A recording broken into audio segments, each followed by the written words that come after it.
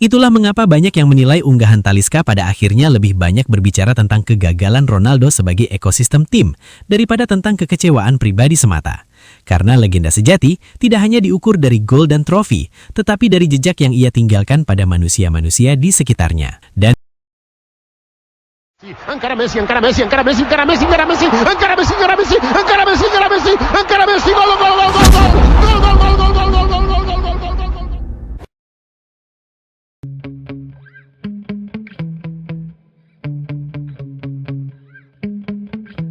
Yeah. Sometimes I get so mad, there's no controlling me. My thoughts get so bad, I'm like, I might grab. itulah mengapa banyak yang menilai unggahan Talisca pada akhirnya lebih banyak berbicara tentang kegagalan Ronaldo sebagai ekosistem tim daripada tentang kekecewaan pribadi semata. Karena legenda sejati tidak hanya diukur dari gol dan trofi, tetapi dari jejak yang ia tinggalkan pada manusia-manusia di sekitarnya. Geser dinamika tim.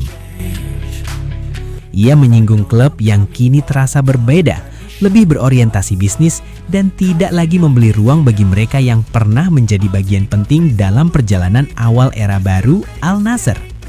Tidak ada nama Cristiano Ronaldo di sana, namun bayangannya terasa memenuhi setiap baris kalimat. Perpisahan Talisca dengan Al Nassr memang tak pernah benar-benar sederhana. Ia bukan pemain pelengkap, bukan figuran. Angka-angkanya nyata, kontribusinya tercatat jelas dalam sejarah klub. Ia datang lebih awal, bertahan di masa transisi, dan menjadi salah satu pilar produktivitas tim. Namun semua itu menurut pengakuannya sendiri seolah kehilangan arti sejak arah klub berubah drastis. Ketika Talisca menyebut bahwa ia tidak lagi cocok dengan struktur baru Al Nassr, publik langsung menghubungkannya dengan satu titik balik besar, kedatangan Cristiano Ronaldo. Sejak saat itu, klub memang berubah, fokus bergeser, narasi dipusatkan, semua sorotan mengarah ke satu sosok, satu figur, satu ikon global. Dan dalam dunia sepak bola modern, ketika satu bintang menjadi pusat segalanya, pemain lain seringkali harus menyesuaikan diri atau tersingkir. Unggahan Talisca semakin memancing reaksi ketika ia menyinggung soal kurangnya penghormatan terhadap sejarah dan kontribusinya. Ia merasa dilupakan, diabaikan, seolah semua yang ia lakukan sebelumnya tak lagi bernilai. Bahkan dengan nada sarkastik, ia mengatakan bahwa dirinya dipecat karena mencetak terlalu banyak gol. Kalimat itu terdengar seperti candaan, namun di baliknya tersimpan sindiran tajam, bahwa produktivitas pemain lain bisa menjadi masalah ketika sorotan utama harus tetap tertuju pada satu nama. Struktur Al Nassr yang baru telah menjadi lebih berorientasi bisnis, dan jujur saja, saya tidak lagi cocok berada di sana.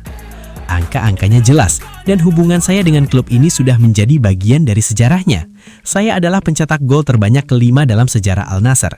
Saya adalah salah satu yang pertama tiba selama fase baru ini, dan menjalani seluruh transisi menuju era baru bagi klub. Terlepas dari itu, mereka tidak menghormati sejarah saya dengan klub atau para penggemar. Mereka hanya bertindak seolah-olah tidak ada yang penting. Karena alasan ini, saya menganggap pernyataan seperti itu tidak menghormati pendukung Al Nassr tanpa mengatakan yang sebenarnya. Saya dipecat karena saya mencetak terlalu banyak gol, dan itu memalukan.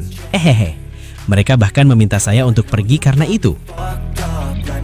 Di titik inilah arah tafsir publik semakin mengerucut. Ini bukan sekedar curhat mantan pemain. Ini adalah kritik terselubung terhadap ekosistem tim yang dibangun di sekitar Cristiano Ronaldo. Sebuah ekosistem yang menuntut semua orang menyesuaikan diri dengan standar, ego, dan aura sang mega bintang. Bagi sebagian pemain, tekanan ini bisa menjadi pemacu. Namun bagi banyak lainnya, tekanan itu justru menyesakkan. Bagi sebagian penggemar, unggahan ini membuka kembali diskusi lama tentang ego dan hierarki di dalam tim bertabur bintang. Tentang bagaimana tidak semua pemain mampu hidup di bawah bayang-bayang figur sebesar Ronaldo. Bagi pendukung Ronaldo, unggahan Talisca justru dianggap sebagai bentuk ketidakmampuan menerima peran sekunder. Namun di luar pro dan kontra itu, satu hal sulit dibantah. Banyak pemain sebelum Talisca mengalami pola serupa. Dan dari sinilah perbandingan dengan Lionel Messi muncul secara alami tanpa perlu dipaksakan. Bukan untuk menentukan siapa yang lebih hebat, melainkan untuk menyoroti perbedaan karakter kepemimpinan. Messi dikenal sebagai sosok yang membuat ruang di sekitarnya terasa nyaman.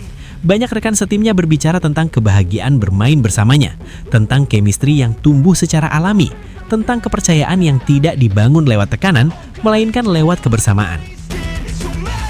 Messi membuat tim merasa tumbuh bersama, bukan bersaing dengan bayangannya.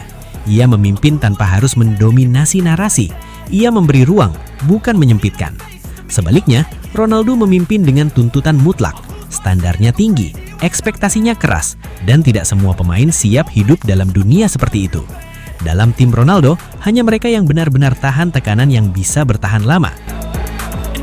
Dari sudut pandang ini, unggahan Talisca terasa seperti pengakuan tidak langsung, bukan semata-mata menyerang Ronaldo, melainkan mengakui bahwa dirinya tidak sanggup bertahan dalam ekosistem yang dibangun di sekitar satu ego besar. Dan justru disitulah kritik terhadap Ronaldo menjadi semakin tajam. Karena pemimpin sejati bukan hanya soal prestasi pribadi, tetapi tentang bagaimana ia membuat orang-orang di sekitarnya berkembang. Pada akhirnya, narasi publik sampai pada kesimpulan yang terdengar sinis, namun jujur bagi banyak orang. Talisca bukan tipe pemain yang cocok hidup dalam dunia Cristiano Ronaldo. Ia membutuhkan lingkungan yang lebih ramah, lebih inklusif, dan lebih manusiawi secara emosional. Lingkungan yang memberi rasa dihargai, bukan sekedar dituntut.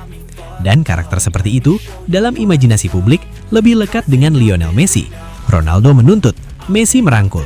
Ronaldo memaksa standar tertinggi. Messi membuat standar itu terasa menyenangkan untuk dikejar. Dua legenda, dua jalan.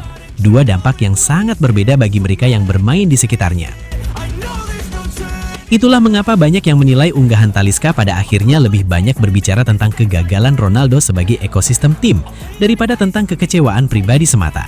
Karena legenda sejati tidak hanya diukur dari gol dan trofi, tetapi dari jejak yang ia tinggalkan pada manusia-manusia di sekitarnya. Dan dalam cerita ini, Ronaldo kembali menjadi pusat perbincangan.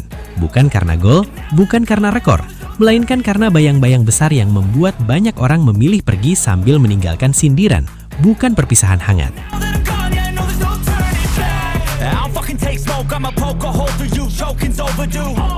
Come at me and you won't get any older, dude. Crack your holder too. Heating up inside of me, blood so violently. Thanks for trying me. Now it's finally time to see how this rivalry becomes a dynasty.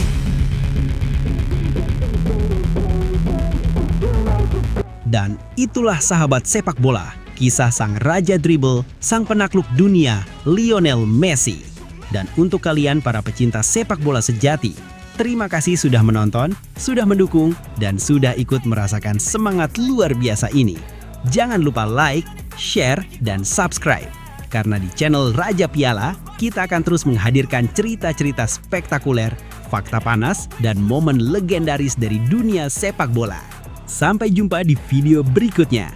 Tetap semangat, tetap mendukung idola kalian, dan ingat, di sini rajanya cuma satu, Raja Piala.